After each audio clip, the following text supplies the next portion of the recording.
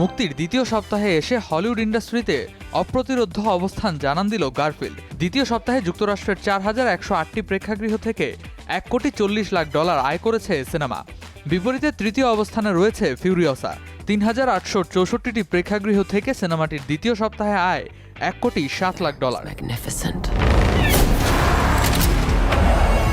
সনির ব্যানারে the Garfield movie কেবল উত্তর America থেকে এখন পর্যন্ত আয় করেছে $5,15,00,000। বৈশ্বিকভাবে আয় করেছে $15,20,00,000। $6,00,00,000 বাজেটের সিনেমাটির জন্য এটাকে দারুণ সফলতা হিসেবেই দেখছেন সংশ্লিষ্টরা। এদিকে ফিউরিওসা মুক্তি পেয়েছে ওয়ার্নার ব্রোসের ব্যানারে, যার পরিচালক জর্জ মিলার। সিনেমাটি যুক্তরাষ্ট্রের বাজার থেকে $4,96,00,000 ও আন্তর্জাতিকভাবে $11,40,00,000 আয় করেছে। $16,80,00,000 বাজেটের সিনেমাটি এদিক থেকে এখনও বেশ পেছনে।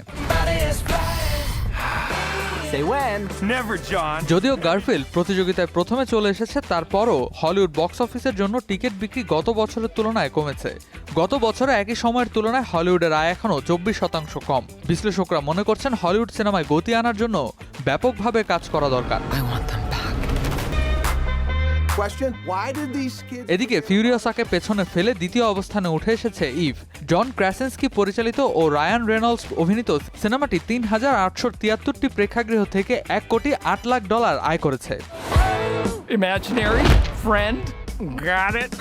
মুক্তি পাওয়ার তৃতীয় সপ্তাহ শেষে সিনেমাটি অভ্যন্তরীণ বাজারে আয় করেছে $8,04,00,000, যেখানে বৈশ্বিক বাজারে আয় দাঁড়িয়েছে $15,80,00,000। সিনেমাটি তৈরির পেছনে খরচ হয়েছে $11,00,00,000। প্রচারণায়ও নেহাত কম খরচ হয়নি। ফলে বাজার ধরে রাখার পেছনে সিনেমার প্রচারণা ভূমিকা রেখেছে বলে মনে করেন সিনেবোদ্ধারা। Redwan Ahmed, showbiz tonight. Imaginary friend? That's enough. Sorry.